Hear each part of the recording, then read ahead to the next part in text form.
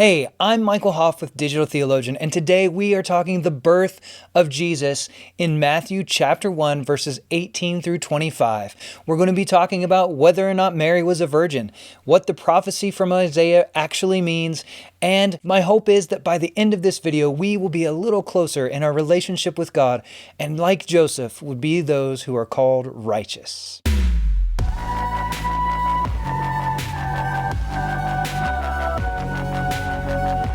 Matthew 1:18 opens up like this. Now the birth of Jesus the Messiah took place in this way. When his mother Mary had been engaged to Joseph, but before they lived together, she was found to be with child from the Holy Spirit. Her husband Joseph, being a righteous man and unwilling to expose her to public disgrace, planned to dismiss her quietly. Now this is an invitation for us to explore what engagement looked like in the first century, because it's very different for a young Jewish couple living in Israel during this time frame than it is for many places across the world today, and especially those of you that find yourself in a context like mine in America, where anyone gets to choose who they're with, how long the engagement lasts, and many people ultimately live together long before they're married. What was going on in first century Israel was very different. First century Jewish engagements were very serious. There was negotiation that took place between the father of the bride and the husband or his family, and the couple was brought together during that engagement time, where there was a year typically between the time of the engagement until the wedding day. And engagement during this time frame was such a serious issue that if someone were to break off an engagement, it was equated with divorce. So for somebody to be caught in adultery during a time of engagement was a very serious offense. So for Mary to be found with child was no small matter. Even in Greco-Roman culture, which was far more lax than Jewish culture surrounding sexual mores, anyone who committed adultery during this time frame, it was the responsibility of the other party to divorce them.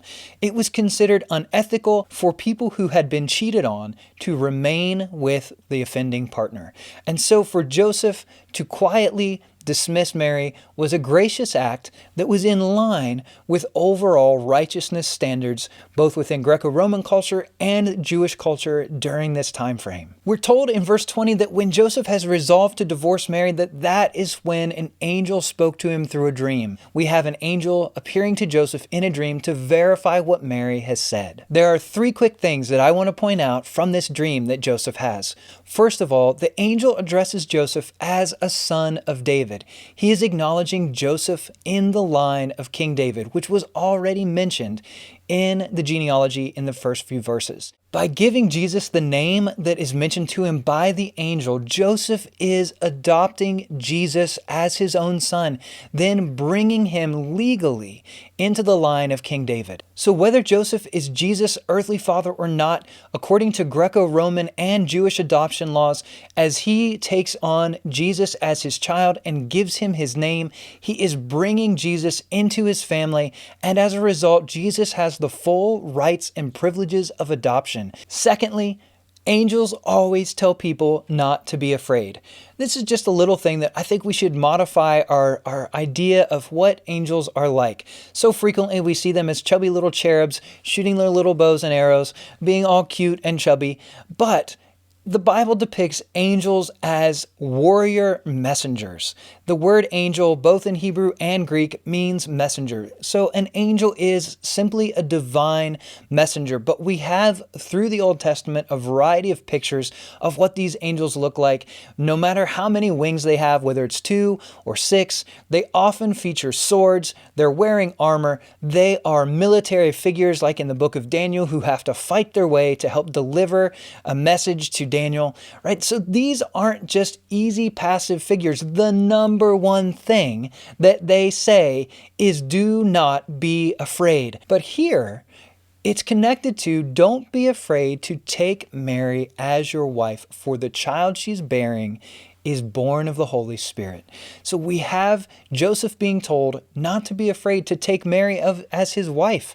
So even though an angel shows up and the first thing the angel says is don't be afraid, he's not telling Joseph that merely because the angel is showing up, But don't be afraid to take Mary as your wife. Don't be afraid to take on public shame, because Mary is with child before you're officially married. The third and final declaration of the angel is that Joseph is to take the son and name him Jesus, because he will save the people from their sins. That goes back to Jesus' Hebrew name, Yehoshua, or as it's often shortened, Yeshua. So we have Jesus, whose name would be equated with Joshua, whose name means Yahweh is salvation. Following Joseph's dream and the statement by the angel, we have Matthew interrupting with a vital commentary on what is going on.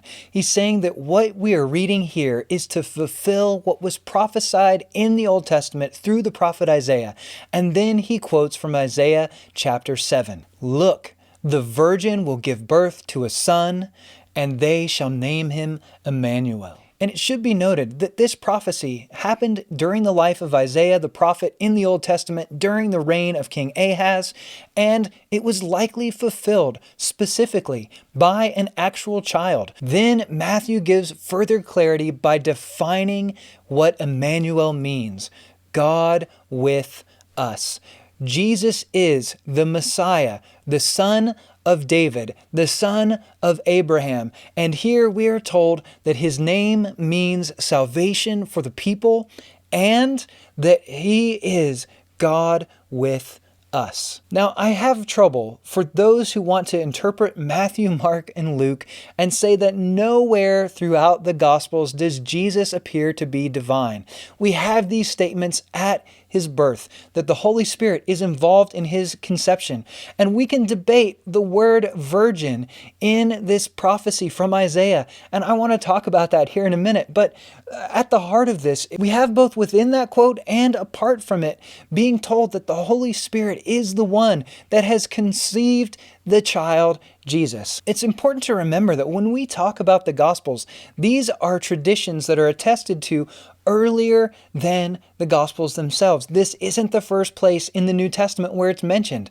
Right? The Gospels are typically dated somewhere to the 60s to 90s, and so people will say, well, a little bit of time has gone on, and that's where these traditions about the virgin birth arise.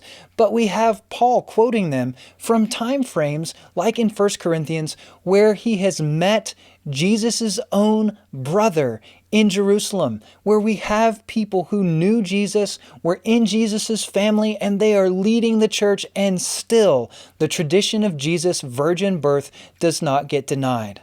Let's take a second here and talk about the virgin birth. So the word virgin that shows up in many English translations can be something of a little bit of a sticking point. As you go back to the Old Testament in this Isaiah passage, the Hebrew word that's there can be translated in two different ways. And there are typically two Greek words that can be used to translate this one Hebrew word.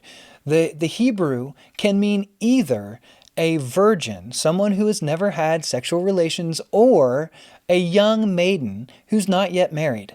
Both of those meanings are possible with the same Hebrew word. Context determines the meaning. And while we have these stories of Greco-Roman gods changing into animals or seducing women and relating with them and then giving birth to some demigod type human, that is so different from what is going on here in the Gospels.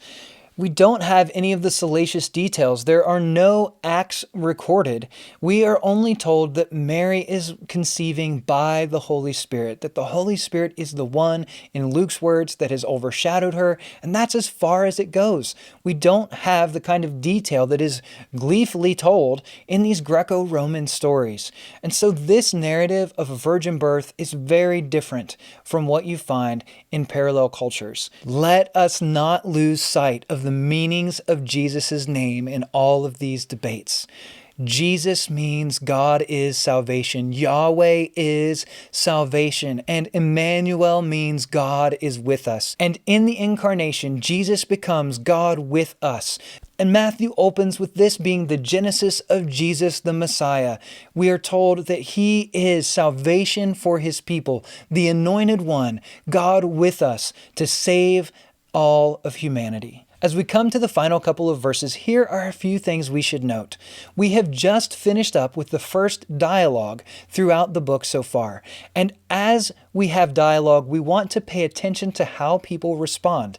Do they listen? What do they do? How do they behave after they've been given a command, especially one from God? So here in Matthew, we have the first speech given to Joseph by an angel in a dream, and Joseph immediately obeys what we have heard God tell him to do. Thank you so much for watching today. May God richly bless you and draw you deeper in closer relationship with Him as you experience the nearness of Emmanuel, God with us. And may you personally, individually know Jesus as your salvation.